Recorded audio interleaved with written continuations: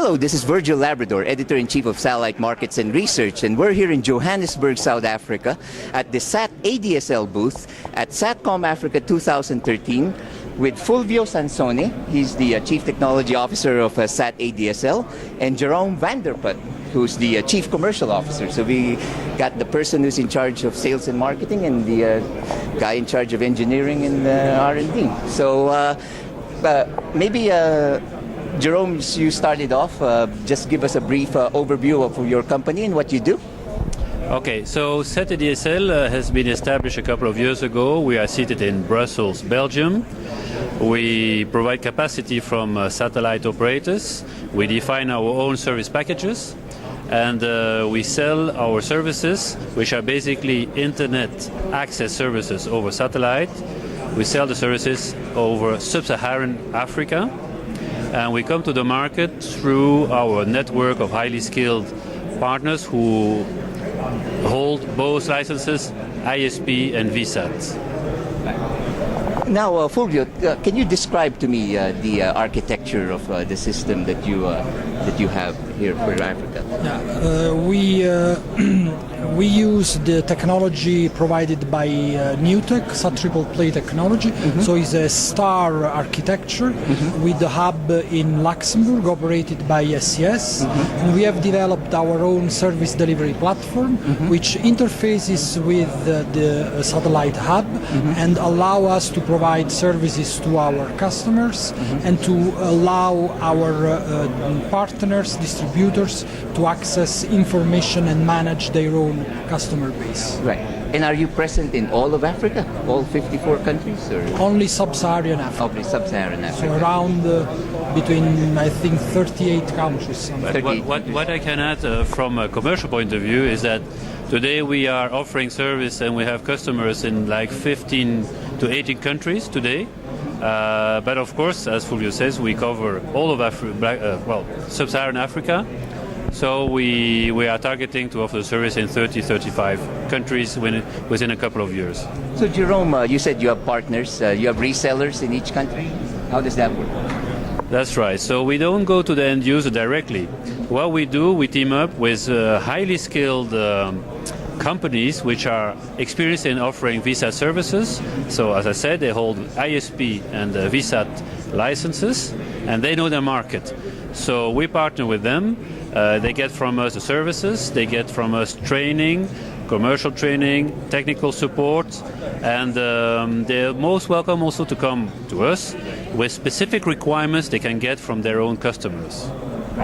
There are commercial and technical reasons why we use such a network of distributors, because we offer professional services, so we need locally skills, expertise and capabilities in order to offer a good quality of service to the user. Right.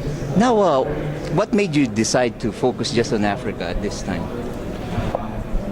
Okay, that's a very interesting question. So, I've been in Africa for a very long time. I have a connection with Africa, but also we have made different studies to see where the satellite services could be beneficial for the population in different parts of the world.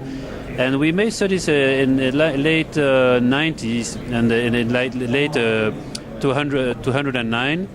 In West Africa and Latin America. And we discovered that really Africa was really waiting for this kind of service.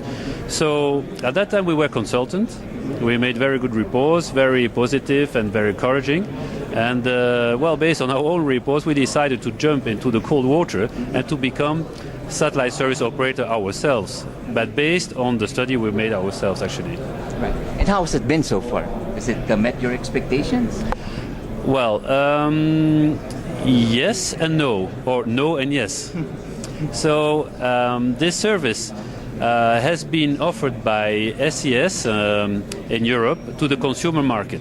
So we have been very keen on trying to replicate this very good success story in Europe, in Africa. Now, what SES did in Europe was addressing the consumer market. Well, we had to readapt because the consumer market in Africa obviously doesn't look like the consumer market in Europe.